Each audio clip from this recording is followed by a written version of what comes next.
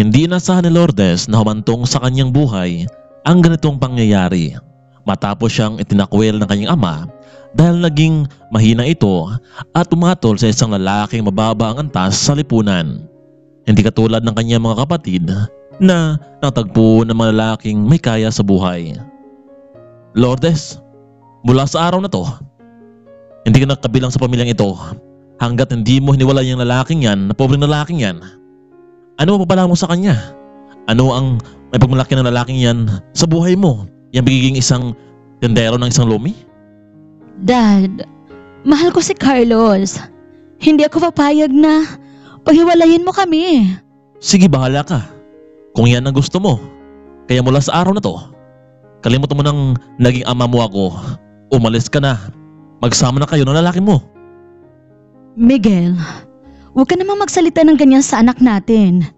Bigyan natin ng isa pang pagkakataon itong si Lourdes. Yan tayo pasita eh. Lagi mo kasing kinukosente yung anak mo. Kaya lumalaban sa akin. Miguel, huwag mo namang gagawin ito sa anak natin si Lourdes. Dalawa na nga lang sila tapos ganyan pa ang pinapakita mo ugali sa anak natin? Ikaw naman kasi ate eh. Ang tigas ng ulo mo. Di ba pinagsabihan ka na ni daddy na huwag kang umibig sa hindi ka level natin? Ayan tuloy, nagalit si daddy sa'yo. Tumahimik ka nga dyan, Ira. Noon pa man, ikaw na ang laging pinapabura ni daddy eh. Hindi ko man lang naramdaman sa kanya ang pagmamahal. Tao din ako, Ira. Naghahanap ng pagmamahal ng isang ama pero wala eh.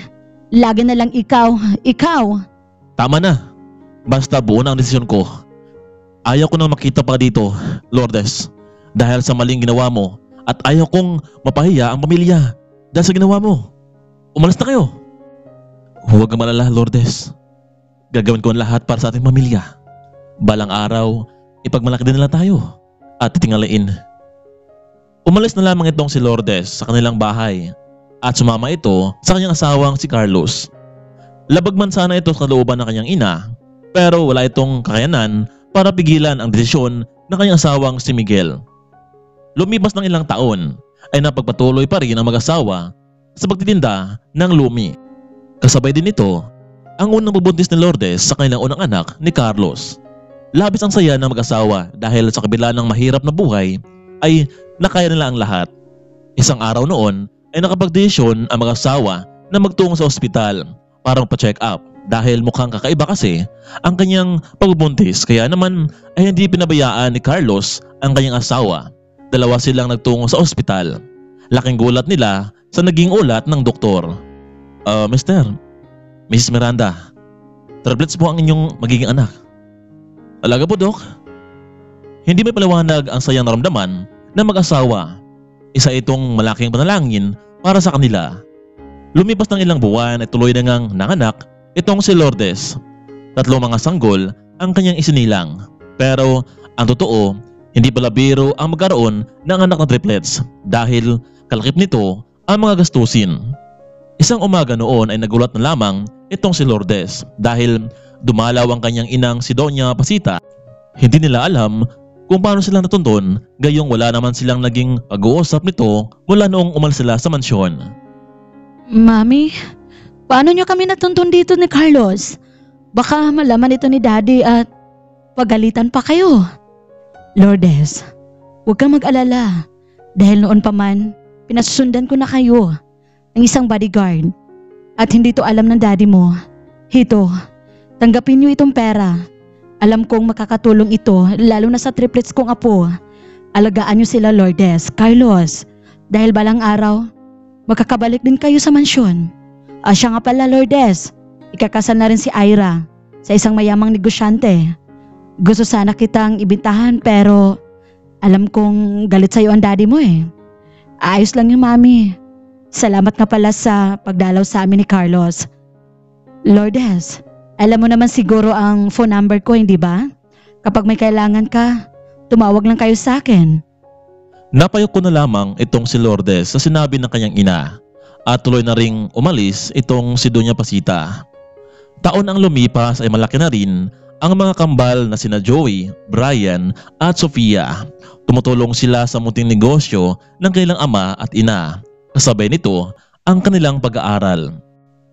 Pero hindi matatanggi na palagi silang binubuli sa paaralan dahil sa kanilang pamumuhay.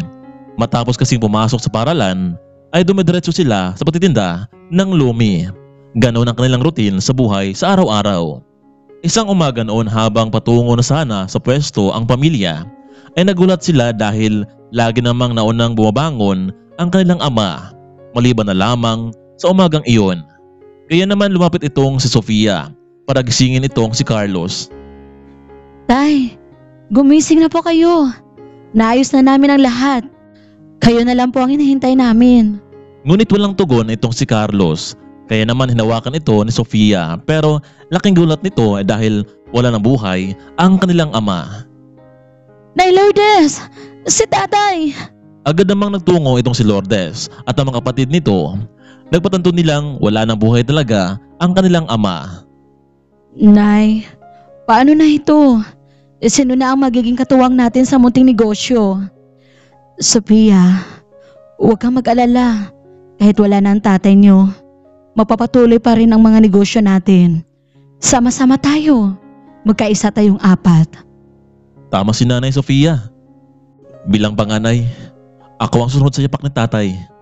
Gagawin natin ang lahat, sa negosyo man at sa ating pag-aaral. Halos ilang linggo rin ang kanilang pagdalamhati sa pagkawala ng haligi ng tahanan. Pero ganun pa man ay hindi sila susuko. Alam nilang may maghintay na magandang bukas sa kanilang buhay.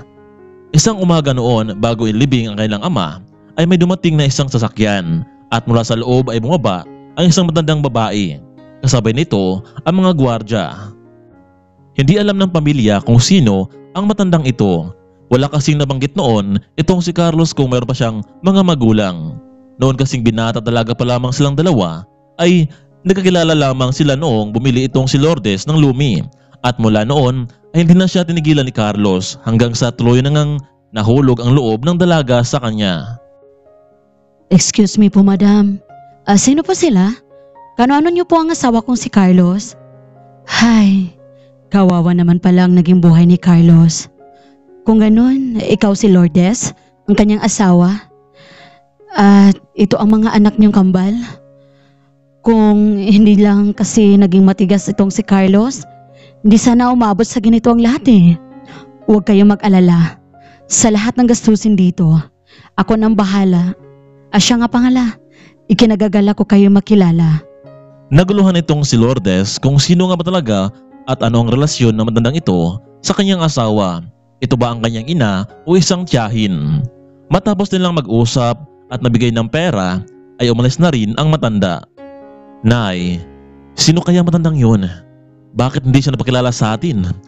Kung siya man ang ina ni tatay, panigurado akong hindi rin niya tayo gusto. Katulad ni Lolo Miguel na hindi tayo matanggap-tanggap sa kanilang buhay. Joey, huwag kang magsalita ng ganyan. Hindi pa natin alam kung sino talaga ang matandang iyon. Kailangan natin siyang makilala. Matapos may libing ang kanilang ama, ay nagpatuloy pa rin sila sa kanilang maliit na negosyo ng lumi. Kailangan nilang magpatuloy dahil wala silang ibang kukunan para sa kanilang pag-aaral. Kaya nga sa mga buwan ang lumipas ay mas naging malakas ang kanilang negosyo at binasagan silang triple lumi. Laking gulat nila kung bakit mas marami mga customer ang nagsiragsaan sa kanilang pwesto. Kung totoosin ay marami silang kompetensya. Sino nga ba talaga ang matandang dumalaw sa kanila? Ano ang totoong relasyon nito kay Carlos? Kaya mga kaibigan, huwag na huwag nating kaligtaan ang susunod na kwento sa ating part 2. Happy New Year mga kaibigan!